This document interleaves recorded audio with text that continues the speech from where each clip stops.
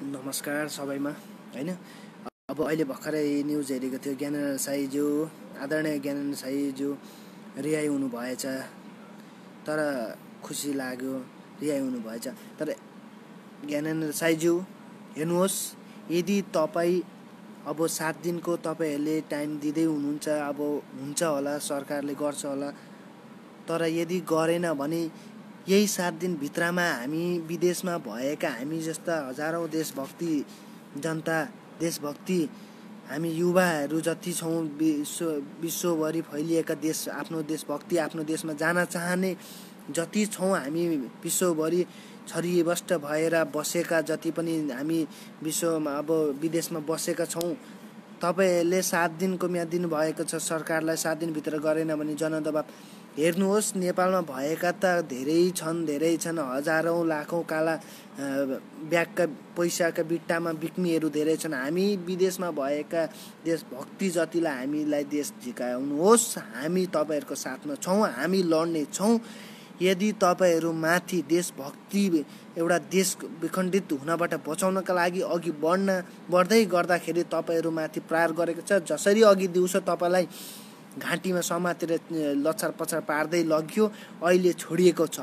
होइन, के कारण यो दबाब र के डर देखाएको, धम्की देखाएको लगेर यस्तो किन गर्छ? यदि लान्छ प्रमाण छ, यदि लगेपछि छोड्दै नछोडोस्, यदि त्यस्तो त नेपाल सरकारसँग पावर छ र हिम्मत छ भने केही प्रमाण देखाओस्, गिरफ्तार गर्ने, लाने। अनावश्यक भरमा अनावश्यक जे पाए त्यही गर्दै हिँड्ने नेपाल सरकारले, नेपाल आर्मी पुलिसलाई के मुठीमा कब्जामा लिने, त्यत्र पढेर विद्वान, त्यत्रो ट्रेनिङ लिएर, त्यत्र सिनामा छातीमा गोली ठोक्ने, आफ्नै बाउआमालाई मार्न पनि पछि नहट्ने, हामी देशद्रोही काम गरेको बापतमा, संविधान उल्लङ्घन गरेको बापतमा हामी आफ्नै बाउआमालाई पनि गोली ठोक्छौँ भनेर कसम खाएर देशको सुरक्षा गर्नलाई अघि बढ्ने सेनाहरू परिचालन गरेर चाहिँ एउटा देशभक्ति, एउटा नारा जुलुस मात्रै गर्दा, न बम प्रहार गरेको, न केही गरेको, न दुनियाँवाती केही गरेको, सामान्य एउटा नारा जुलुस मात्रै गर्दाखेरि चाहिँ आदरणीय ज्ञानेन्द्र साईज्यू तपाईँहरूलाई लगिएको छ त्यसरी। यदि यसै गरी 7 दिनभित्रमा पनि सरकारले कुनै दिएन भने लकडाउन फेरि बढाओस् कि चढाओस् कि केही मतलब नगरिकन पूर्व मेचीदेखि पश्चिम महाकालीसम्म एकजुट भएर, हिमाल पहाड तराई सबै एकजुट भएर अघि बढ्नुपर्छ। हामी विदेशमा भएका हामी जस्ता लाखौँ हजारौँ देशभक्ति युवाहरूलाई देश फर्काउनुपर्छ। हामी तपाईँहरूको साथमा छौँ, हामी तपाईँहरूलाई साथ दिनेछौँ। मरेर भए पनि, बरु मर्नु पर्यो भने पनि हामी मर्ने तयार छौँ, तपाईँहरूलाई साथ दिन्छौँ। 7 दिनको लागि हामी पछि हट्ने छैनौँ। गोली छातीमा थाप्नु पर्यो भने थाप्छौँ, हातमा गन दियोस्, बरु त्यो भ्रष्ट नेताको सिनामा हामी छातीमा गोली ठोक्छौँ, हामी निधारमा गोली ठोकेर बरु आर्मी पुलिसले हामीलाई हानो भने पनि छेद बेछेद पारोस्, हामीलाई दुलै पारोस्, शरीरका जतिसुकै दुला पारुन्, हामी पर्न तयार छौँ। तर हामी देशको लागि, हामी स्वाभिमानको लागि सिधा तरिकाले हामी आफ्नो देश बचाउनको लागि हामी जुनसुकै कदम चाल्न तयार छौँ, जुनसुकै हदमा जान तयार छौँ। तर यति भन्दै गर्दा जति पनि युवा जनशक्तिहरू हुनुहुन्छ, यदि नेपाल सरकारले यस्तै गरिरह्यो भने युवाको दिमागमा चाहिँ जुन एक किसिमको ऊर्जा जागेर आयो र यति देशभक्ति साँच्चीकै बनेर युवा लाग्यो भने ती भ्रष्ट नेता, ती मन्त्री सन्त्री, केपी ओली, प्रचण्डे, विद्या भण्डारी, ती गए गुज्रेका कुनैले पनि केही लाछोपाटो लाउन सक्दैनन्। यदि नेपाली जनता उर्ले भने 3 करोड जनता मध्येमा 1 करोड होलान् अरे सिपाही आर्मी जति छन्। तर ती सबै 3 करोड जनता दाजुभाइ, आमा बुवाका छोराछोरी दाजुभाइहरू नै हुन्। तिनीहरूले चाहिँ भोलिको दिनमा तपाईँहरूकै शिरमा गोली हान्नलाई ताक्दाखेरि कस्तो होला त्यो सोच्नु एकचोटि।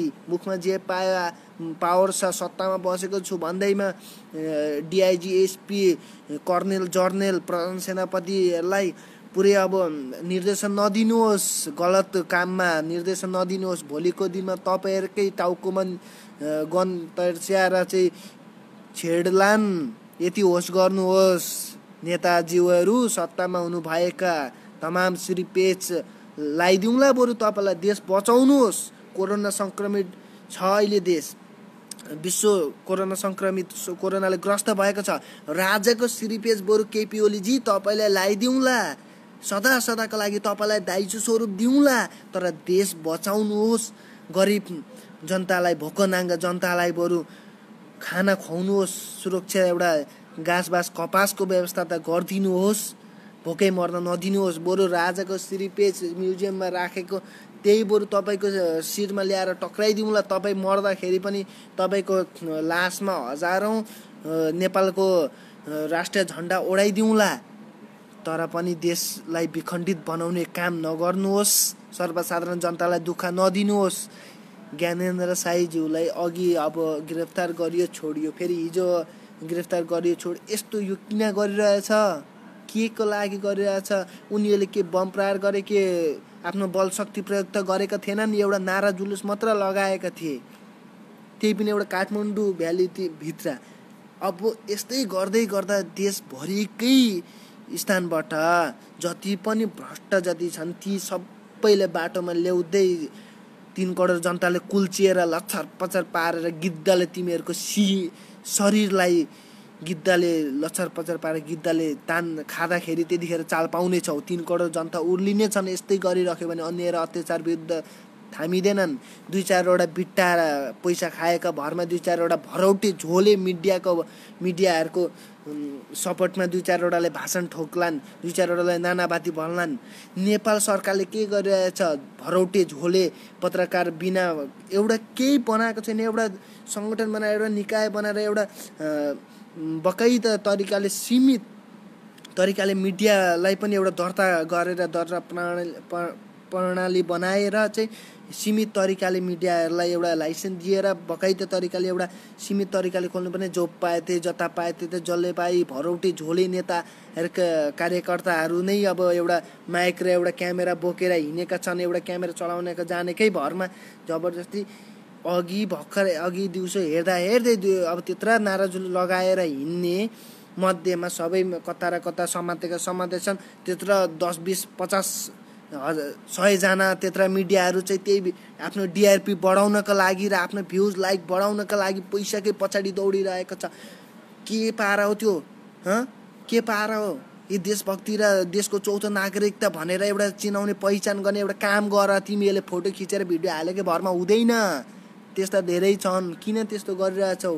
त्यसरी लच्छर पच्छर पारेर ज्ञानेन्द्र साईजीले त्यता घोक्राएर पछाडिबाट समातेर गिद्दा लुसे जस्तो लुस्न खोज्दाखेरि अन्य आदरणीय दाजुहरूको नाम मलाई थाहा छैन, जो देशभक्ति भनेर लागिरहनु भएछ, र्यालीमा हिँडिरहनु भएछ, जुन नारा जुलुसमा, उहाँहरूलाई चाहिँ लच्छर पच्छर पारेर लाँदाखेरि चाहिँ तपाईँलाई फोटो खिच्न र भिडियो बनाउन, आफ्नो डिआरपी बढाउन मात्र हतार परो। पुलिसको हात साइट लगाउन सक्नु भएन। इमान्दारी तरिकाले गाडीमा बस्छन्, बरु बस्नुहुन्छ भनेर तपाईँले साइट लगाउन सक्नु भएन। तर तपाईँहरूको डिआरपी बढाउन मात्रै चासो छ, पैसा कमाउन मात्रै धेरै नखोज्नुहोस्। तपाईँलाई खानालाई पुगेको छ भने शान्ति भएर सुत्नुहोस्। शान्तिको निन्द्रा मिठो हुन्छ, आनन्दले सुत्न पाउनुहुन्छ। तर तपाईँले यस्तो तरिकाले चाहिँ कुनै पनि हेर्नुहोस्, आदरणीय मित्र, आदरणीय दाजुभाइहरू जति पनि हुनुहुन्छ मिडिया कर्मीहरू, तपाईँहरू हावादारीमा यो न्युज फैलाउने काम नगर्नुहोस्। हेर्नुहोस्, विश्वको कतिपय मुलुकमा जे सुकै घटना घटे पनि कुनै पनि प्रचार प्रसारमा आउँदैन, तर हाम्रो देश स्वतन्त्र गणतन्त्रको मुलुक, गणतन्त्र आएको कारणले गर्दा पुरै आउने भएको छ। सर्वसाधारणले जसले पनि अहिले पुरै अब एउटा क्यामेरा बोकेकै भरमा जे पाए त्यही पोस्ट गर्दा हिँड्दा पनि केही हुँदैन। किन यति धेरै अचकाली गर्नुहुन्छ तपाईँहरू? पैसा कमाउनेतिर मात्रै धेरै नलाग्नुहोस्। एउटा मानवताको, एउटा देशभक्ति, एउटा नेपाली जनता भएको आधारले पनि सोच्नुहोस्। तपाईँहरूले आफ्नो डिआरपी बढाउनकै लागि जे पाए त्यो पोस्ट नगर्नुहोस्, सत्य तथ्यलाई मात्रै देखाउनुहोस्। यति भन्न चाहन्छु। धेरै बोलेर पनि केही छैन, कति बोल्नु, जति बोले पनि उस्तै हो।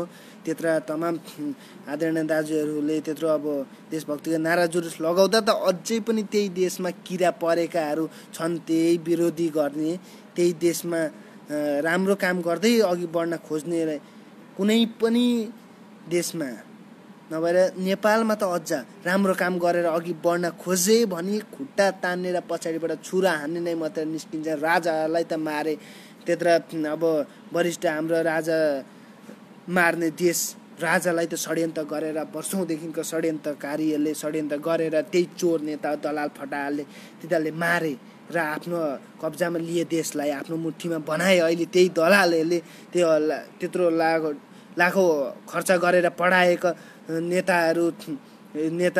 त्यही नेताहरूको सल्युट हान्नलाई हो, नेताहरूलाई सल्युट हान्नलाई हो। लाखौँ हजारौँ खर्च गरेर आर्मी पुलिसमा फौजमा भर्ती गरे, त्यत्रो सङ्घर्ष गरे, त्यत्रो गोली थापे, त्यत्रो युद्ध लडे, देशभक्ति बनेर कसम खाएर, नेपाल आमाको कसम खाएर यत्रो पढेर चाहिँ तपाईँहरू के त्यही झोले नेताको भनाइलाई जसो गर्यो त्यस्तै जता भन्यो त्यतै जानको लागि तपाईँहरू के त्यत्रो आर्मी पुलिस फौजमा लाग्नु भएको?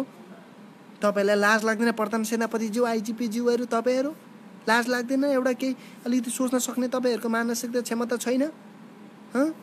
तपाईँले के गर्न खोज्नु भएको छ? कि देशलाई, आफ्नो देशलाई स्वतन्त्रता बनाउन, आफ्नो देशलाई के सम्हाल्न सक्नु हुँदैन सेनापतिज्यू, प्रधान सेनापतिज्यू? कि नेपाल आर्मीले देश सम्हाल्न सक्दैन, बचाउन सक्दैन?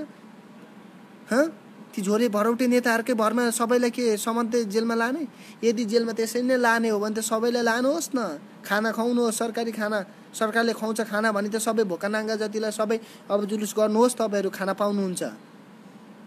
तर आदरणीय पत्रकार दाजुभाइहरू जति पनि हुनुहुन्छ, अलिकति आफ्नो देशको बारेमा राम्रो सही सिद्धा जति सत्य तथ्य मात्र बाहिर निकाल्नुहोस्। अनावश्यक भनेर अनावश्यक फैलाएर भ्रम फैला नगर्नुहोस्।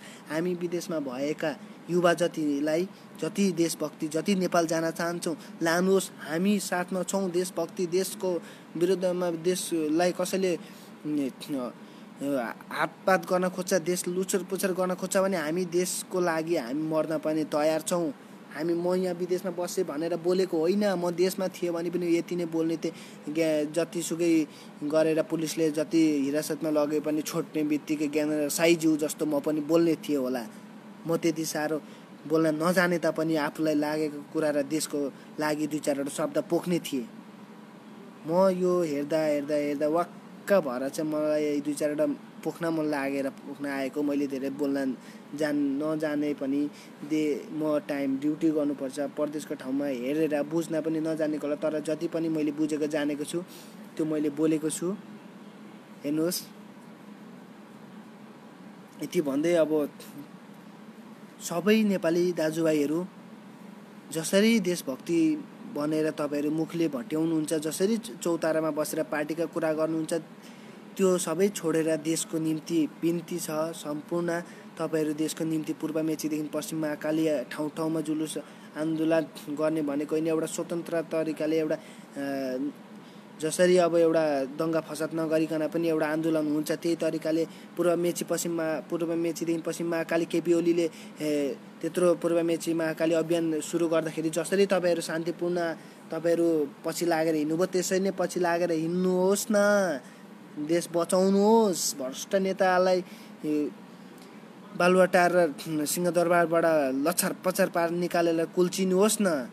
बालुवाटार र सिंहदरबारबाट घोक्र्याउँदै निकालेर बाटोमा ल्याएर चाहिँ बागमतीमा फ्याल्नुहोस्, गिद्धालाई खुवाउनुहोस्। बरु तपाईँहरू सक्नुहुन्छ।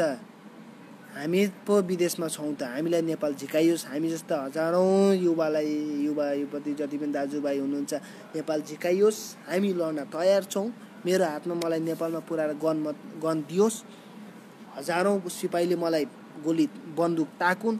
अगाडि दुई चारवटा भ्रष्ट नेता चाहिँ मैले देखेँ भने गोली तिनीहरूलाई ठोक्छु। बरु मेरो छातीबाट वारको पार हुने गरी मलाई गोली लागोस्, तर म तिनीहरू एक दुईवटालाई चाहिँ मैले सकेसम्म गोली ठोकेरै म आफ्नो प्राण त्याग्छु। बरु म त्यतिसम्मको मेरो दिमागमा त्यस्तो भइसकेको छ। यदि कुनै पनि दिन म नेपाल गएर कुनै पनि भ्रष्ट नेताले चाहिँ भाषण गरेको देख्यो भने ढुङ्गा मुढा होस् या हातमा जे छ त्यसैको प्रहार गर्नेछु। तर यति भन्दै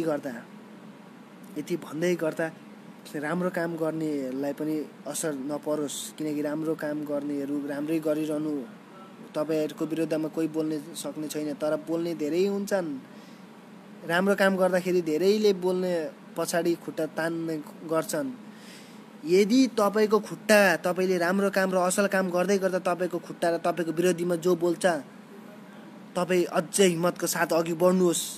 यदि सोच्नुहोस् कि तपाईँ सबैभन्दा ठुलो हुनुहुँदो रहेछ, तपाईँ सबैभन्दा ज्ञान भएको व्यक्ति हुनुहुँदो रहेछ भन्ने सोच्नुहोस्। तपाईँको खुट्टा कसैले तान्न खोज्छ भने, किनभने तपाईँको खुट्टा नतानिकन अघि बढ्न सक्छ भने त बढोस् न, तर तपाईँको खुट्टा तानेर अघि बढ्न खोज्छ भने त्योभन्दा कमजोर र त्योभन्दा घटिया मान्छे कोही पनि हुन सक्दैन। यदि अहिले भन्दै गर्दाखेरि ज्ञानेन्द्र साईज्यू, रवि लामिछाने, आदरणीय जति पनि देशभक्ति दाजुभाइहरू हुनुहुन्छ, तपाईँहरूको विरुद्धमा बोल्ने 2-4वटा आएका थिए नि, जतिसुकै आउन्, तर यो देशको विषयमा चाहिँ जे पाए त्यही नबोलिदिनु न कृपया गरेर। देशको विषयमा उहाँहरूले बोल्दै हुन्छ। अहिले कुनै पनि नेताहरूलाई तोकेर उयो गरेर भने तापनि तर ती राष्ट्रघातीलाई भन्नुभएको हो, त्यो सोच्नुहोस्। यदि देशै रहेन भने त तपाईँ पैसा धन सम्पत्ति कमाएर मात्र के गर्नुहुन्छ? तपाईँले नेपाल लेख्न पाउनु हुँदैन। फेरि यस्तो तरिकाको सिर्जना नहोस्। हस्त, धन्यवाद।